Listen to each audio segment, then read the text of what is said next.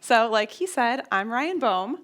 Let's become best friends really quick. Let's get to know me on a little bit more of a personal level. I'm Rhyane. The E is silent. Pretend it's not there. On a personal level, I got married exactly 2 months ago. I have the cutest puppy ever in the world. This is Romeo. And I love to travel. That's just some fun personal things so that we can bond a little bit later, conversation topics. But on a more professional level, down here, this is Loyola University, Chicago. I'm a professor at Loyola. I teach data-driven decision-making, which helps drive everything I do in marketing. Measure, measure, measure. We're going to talk a lot about that here, and it drives all of my practices when it comes to marketing, messaging, and positioning. San Francisco was my home for about 5 years. Worked at a couple tech companies there. You might have heard of them: Salesforce, Gong, Clary, and also GE, General Electric, another big name. At GE, I worked with our developer audience, shifting around to different types of personas, and I published a book on how to develop the industrial internet. And I like public speaking, if you can't tell. So that's me at Salesforce in that round stage. So much fun. So messaging and positioning. It is what I focus on every single day. And here are some of the fun things that I was able to work on over the past few years. Top left, at Clary, we just launched a brand new category, revenue collaboration and governance, where we are talking about revenue leak.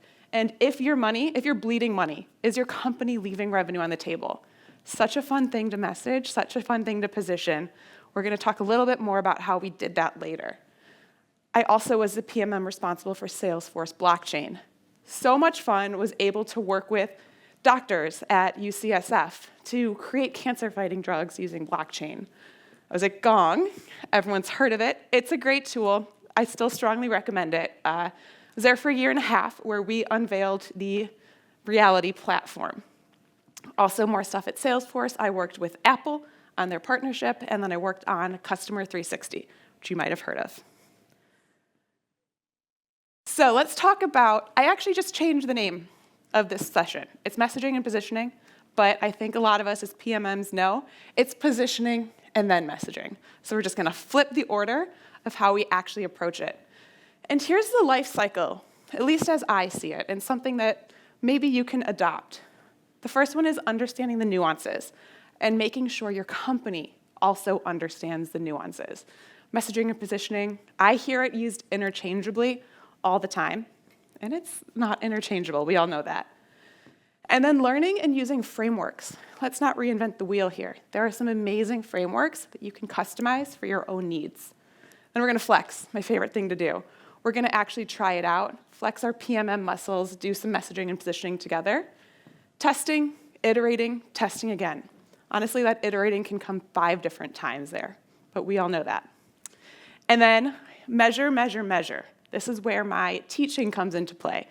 Metrics matter. Metrics sell internally and externally. How can you sell the value of your messaging, not only to your executive leadership team, but to your sales team as positioning that wins? And lather, rinse, repeat. You're going to get product updates all the time. Launch new categories, launch new initiatives. We're going to do it all again, our entire careers. That's the agenda today. Oh, wow, emojis show up interesting on this. Okay, today's agenda, we're just going to walk through how I see the 6 different phases of positioning and messaging. So let's understand the nuances. What's the difference between positioning and messaging? We're all using them, not we, but people are using them interchangeably. Can anyone here help me identify maybe why it's this order or what the difference is? Don't let me stand up here and preach the whole time. Let's make it interactive. Let's make it fun. We had lunch together, Boris. I mean, you have to speak up. So, as I told you at the Yeah. launch, positioning is basically by the mind of the customer. Mm-hmm. And messaging is to. I love it. Yeah. Anyone want to add to it?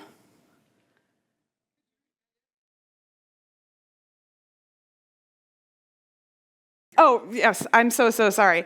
So how he positioned it, how he explained it was positioning is winning the mind share of the customer, understanding the customer, becoming one with them, And messaging is how you transmit that message externally. Did I summarize well? Yeah, exactly. Perfect. Can anyone else add to it? Way back there.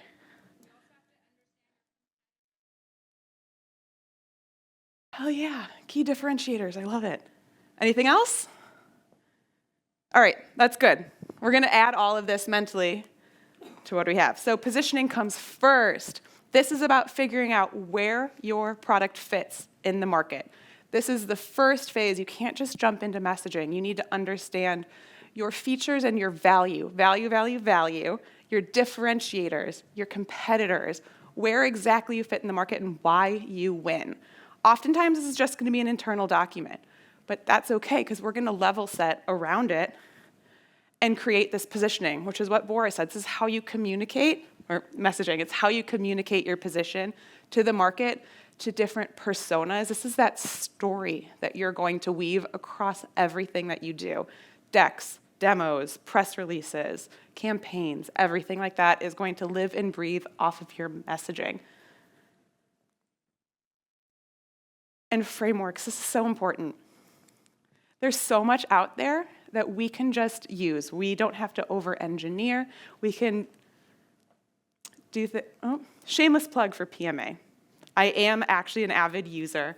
They have so many existing frameworks so that you can use these to collaborate with your PMs. If you're focused on a product, this is something that your PM should be very involved in, helping to understand exactly what's happening, translating those features into values and benefits for your customers. This also makes it repeatable. So when you need to get things approved, you can do it quickly because they're used to this document coming across their desk. And then this can also include like sound bites if your AR team or your PR team or anyone just needs to use something quickly and you don't have time. And it becomes your go-to for any type of positioning questions. The PMA one is great, but I like to customize. This is all based on it. Every product is different. Everything is going to look as you work. Here's two different, very, very simple frameworks that I tend to use. Make it your own, have fun, but your very basic positioning statements, I'm sure we've done them once or twice, for like who our solution is, and then understanding your value props, like those 3 pillars. Marketers love things in threes, so what are your 3 pillars? And then that message, how are you taking it to market? What is your elevator pitch, and why will it resonate with your different audiences? And then this actually came up in an earlier presentation, is bringing up rapid or RACI frameworks to help templatize stakeholder alignment. It's very touchy. These work sometimes. I recommend always trying. The one piece of advice that I would have for implementing a rapid framework, which is my favorite, RACI works just as well depending on your business, but recommend, agree, perform, input, and decide. I just pulled this from the internet. It's a really helpful framework. One thing that I recommend that I've learned the hard way so many times is your decision makers. Everyone feels like a decision maker. One. That is one person. If you can fight for one person, if they say go, you go. 2 maybe, if you're lucky. I've had situations where I have 5 decision makers. 5 people never agree. 100% of the time, they never agree. So you can have as many as you want in the beginning. I recommend having a lot of inputs, but those decision makers, small audience, or you're going to have some scope creep. Anyone have that problem with decision? Big head nod. Big head nod. All right, let's flex our muscles a little bit. This is where we actually get down and dirty with messaging and positioning. It all starts with a unique point of view. This is where we can get creative. You're going to craft a message for every persona that is relevant. Let's clarify there. You're going to have your core buyers, you're going to have your influencers, but you want to speak with them, not at them. Human, emotional language. You're going to want to create that simple human connection to your story. Talk about pain points. Why does it matter to them? Spewing out features and functions, doing that harbor cruise tour of your product. Snooze fest, right? No one's going to actually connect and want to buy it. Something that Gong's really good at, right? We've all heard of them. They're good at connecting. And then differentiation. We had our friend in the back really emphasize that. Differentiation is key. Why are you better? There's a lot of people in the market that does what Clary does. Let's differentiate. And what is the press going to care about? What is sexy? What are those headlines? You saw the headline before of UCSF doctor wants to cure cancer. Someone's going to pick that story up, right? Or are you leaving money on the table? Those are the headlines, that thought leadership that is bold, challenging, emotional, and human. Talk with, not at. So flexing your PMM muscles. So positioning. So there's actually a positioning class that PMA offers, and I took this actually directly from that class. It's very, very helpful. If that certification pops up, recommend giving it a try.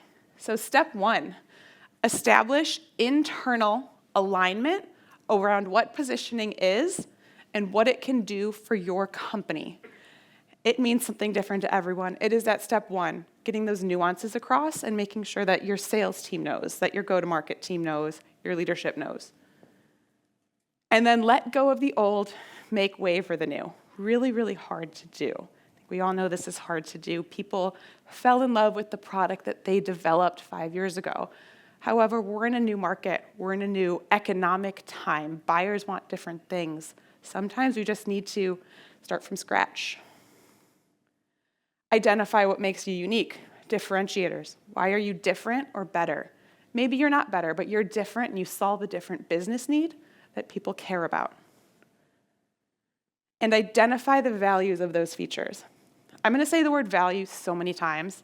Feature function doesn't sell. Feature function is great for maybe your back office admin sometimes, but values, what's in it for you. You're not leaving money on the table. And find out who really cares. So identify those personas. Who is your strategic buyer? Who is your influencer? And who is your user? You're going to speak to them. You're going to speak to them all. You're going to speak to them all differently. And what market frame of reference makes you stand out? So for Clary, for example, we were revenue intelligence. Now we're revenue collaboration and governance. It's how we're aligning to the market, how Forrester sees us, how Gartner sees us, how we can stand out in all those magic quadrants. And once you have that, we're going to flex again. We're going to do some messaging. So I'm going to walk you through some fun messaging that follows the principles that we just talked about. So this is what we launched for Salesforce blockchain 3-ish years ago. We started with a really strong headline, and we're appealing to technical users. We're talking about code, and low code specifically. So instantly within the first line, we know our audience. And we know we're different because it is the first low-code platform in the market. It doesn't exist yet, first to market. Then we talk about key benefits. If you can't read this in the pack, totally fine. Fast and easy, verified, clicks and not code. We're not saying that we have Hyperledger Sawtooth, and we're not saying that we have various technical things. We are saying it's fast, and you can do it in clicks. You don't need to hire a developer. And the reason to believe that we have here, we have ASU, IQVIA, and S&P Global Ratings that are already up and running, and they're willing to put their name on the line to validate Salesforce blockchain. And we are emotional, we are human, and we are bold. We increase trust, transparency, and most importantly, the speed of business. Bold statements, we can live up to them. Good, I don't work there anymore, but it was a good example. But it's speaking with your customer, not at them. So what could the original positioning have looked like? This is a really rough example, but this is setting the stage that everyone could align to. We were talking to a technical audience, hypothetically from ASU, IQVIA, and S&P Global Rating. They're having a problem. They can't collaborate with their channel partners. So we are giving them blockchain so that you can build apps with click and not code. And you can have that trusted partner network to collaborate easier. Unlike traditional blockchain technology, very scary, we're built directly into Salesforce. You never have to leave Salesforce, and you can plug and play with clicks and not code, get up and running in a few minutes. One other example we're going to breeze through is Clary. You might have heard of them. So Clary, revenue platform can deliver up to 448% ROI. It's a different type of emotional appeal. We're coming to the floor with stats that we can back up. So we have reason to believe 448% ROI, $14 million in benefits, verified by Forrester Consulting. It's a name that we can trust. And we have our audience. We are talking to sales and go-to-market users because we keep talking about revenue, revenue, revenue. That is a word that will land with that audience. We have key benefits, not feature functions. So we're talking about sales or forecast accuracy, productivity, standardization, and revenue growth. And we're emotional, bold, and human. Now more than ever before, every drop of revenue matters. So just a couple fun examples of how this could work in the wild. And this is how it all lands, and this is what it could look like. I brought this slide up in the beginning, just reinforcing that simple messaging translates into PR, AR, analysts pick it up. It's a whole lot of fun to see how your messaging comes to life when other people get a hold of it. Testing, iterating, and testing again. Iterating is probably a 5-step process in itself, but you get the point. So how are you going to get the right message to market? Here's a couple different places that I would recommend testing your messaging. You're going to want some qualitative feedback. This is your interview with your users, those friendlies that are maybe in your EAP programs. They're the ones that are going to be so honest with you that it hurts. Then you're also going to talk to your stakeholders, your decision makers, and your ELT if they are having a vested interest. Analyst feedback, I can't reinforce this one enough. Our AR team has some amazing relationships with local analysts that will dedicate the time to listening to your pitch and will give you insights on, is this different? Is this differentiated? Is this something that will land, that will hit that magic quadrant? Also, so honest that it hurts, but imagine going to your CEO and being like, Forrester agrees that my messaging is great because of these reasons and have sound bites. That is some support right there. And then internal testing. This is maybe with your digital team or your campaigns team. So you can test out those headlines, see what buzzwords land, give those a try with your internal teams.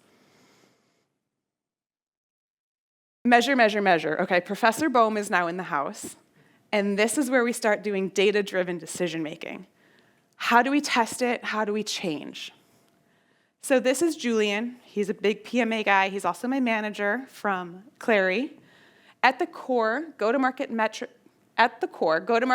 that matter will be impacted by your positioning, from top of funnel to post-sale metrics. That is the beauty and the curse of product marketing. It touches every single KPI on how companies run their business. We are not looking for clicks. They help. We are looking to impact the bottom line. Product marketing has a huge freaking responsibility, and we all know that. So, pre-sales metrics. Before you actually close the deal, how do we track how we're performing? Market awareness is really, really helpful. This is things like those page views and the clicks and social followers and mentions and if press is actually picking it up. This is where that third-party validation is going to really come in handy.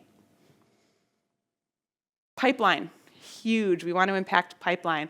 Do we have customers lining up at our door to buy our product? These are all the metrics that your company will usually use. Tip here, obviously the lights are my helpful tips on how to get pipeline metrics, but build a CRM report with your campaign IDs. Then your ops team, your marketing ops, they're going to be your best friends to help you track. And finally, revenue. We want to make money, right? That's why we're all here. This is your revenue, your win rates, and your stage velocity. This is going to be how you're going to use things like Gong, like Chorus, like Clary Wingman. Clary Wingman. But it's a conversation intelligence tool that helps you understand the sentiment of interactions. If someone is using your messaging, are they getting from deal stage 2 to 4 faster? That's a really good thing that you can track in things like Clary Wingman. But you can correlate all of this messaging and all of these conversations around your positioning. You can correlate that with your win rates. 70% of reps that use my messaging are closing 80% faster. Really fantastic stat to have in. Yes. Honestly, I could just be done now. Post-sales metrics. You close the deal. Fantastic job. How do we track it? Product adoption. We sold it. That's amazing. We hit that bottom line. But are people actually using the product? So this is your monthly, daily, weekly average users, your product page views, and your click rates. And then some tips are, how do you think about those customer activations? Work with your customer marketing team to help boost that adoption of, have you tried this new module? And something that works here really well is in-product pop-ups of, hey, like, look at this new thing that we just launched. Renewals. We want to always make sure our customers are happy and are renewing their contract or are getting some upsell opportunities and not churning, because we can track those churn rates. So this is, again, working with your customer marketing team to test new positioning and tweak based on things that we can upsell. And then expansion, upsell and cross-sell pipe and revenue. So this is working with your account executives, your account managers, so that you can work within your install base. And then employee impact. Nothing matters if your employees aren't happy. So what's your employee satisfaction scores or their engagement scores? Are they actually interacting with your content? Are they using it? Are they happy with it? So to get this, you also need to make sure you're measuring before you launch or before any messaging goes live so that you have a frame of reference afterwards. And then lather, rinse, repeat. You're going to do this every time you have a new product, a new initiative. And I want to just also, in that vein, highlight some pitfalls that I have seen a few times. If you're over-indexing on product, potential error there. If you're focusing on features, not benefits and value.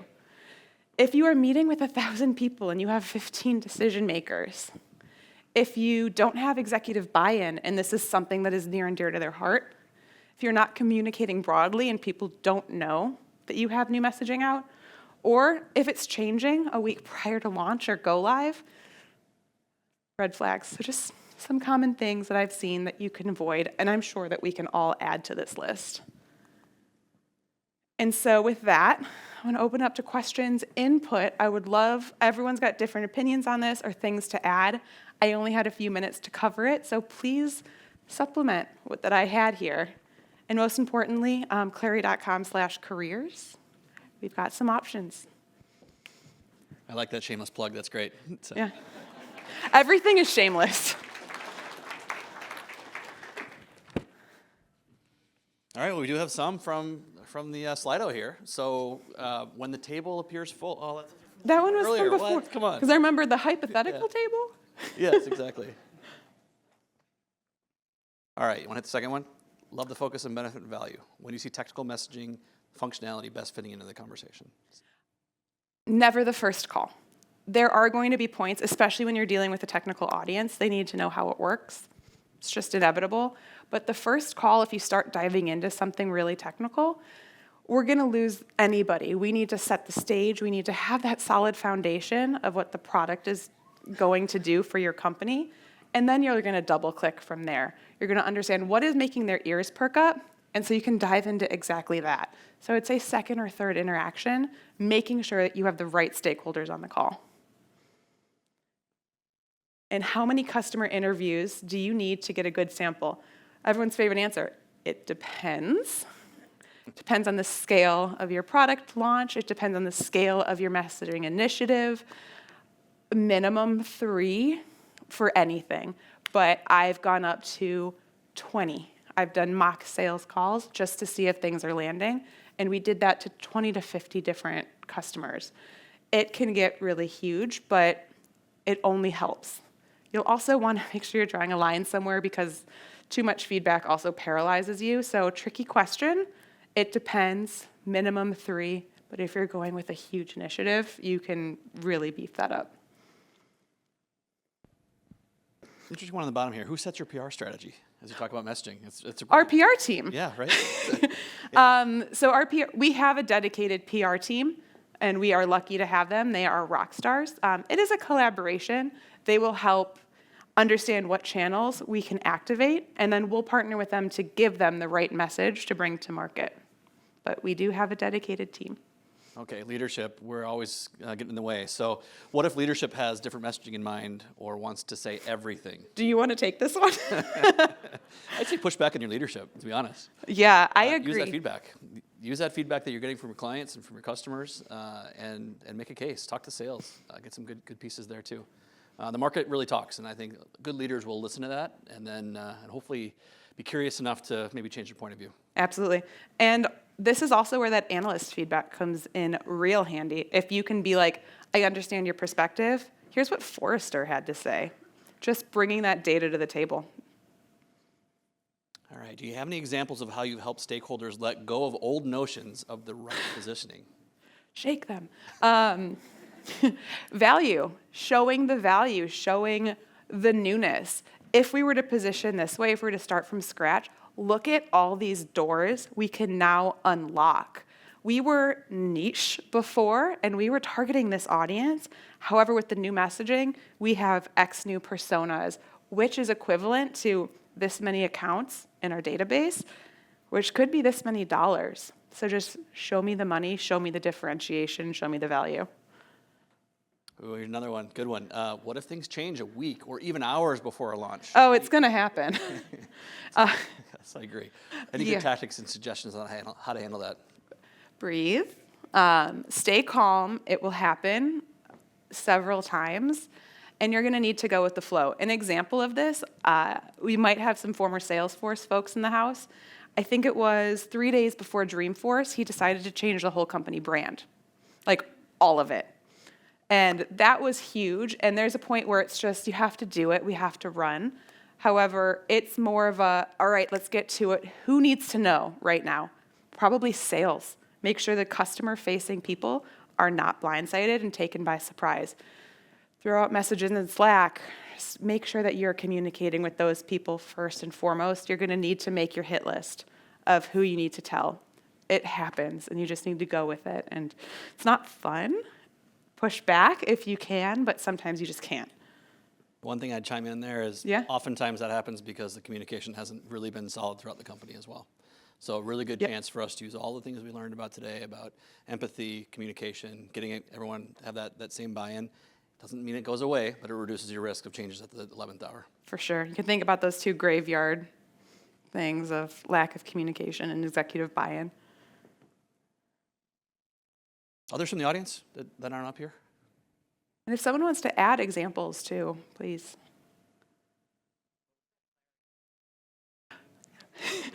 Wingman. That one. I saw a hand up over here. Where are we? Thanks. So I was at a lot of conferences, trade shows this year, and this high-level messaging, value statements, man, it must have been on every single conference banner. Optimize cost, increase retention. It all sounds the exact same. So in this world where we're all trying to bring things up to a higher level, are we all too high up in the air and now we're all just sounding the exact same? Can we talk more about feature-based messaging when we are cognizant that in places like conferences and trade shows, everything is high level? Yeah. So the one thing I do anytime I do messaging, could X competitor say this? If the answer is yes, you're not doing your job. And I agree. Save money, increase productivity. We've heard it before, and that's where we need to get really specific on differentiation. And sometimes you need to have that value about a specific feature. But if you say, Clary Wingman has call listening, that's very different than saying something like, optimize your sale. We would need to workshop that, but I would say if you have to go feature specific, still show the value of that feature. Don't go too high level, but ask yourself, would X competitor say this? Thanks, Ryan. I think we've got to run to the next session. Sounds good. It was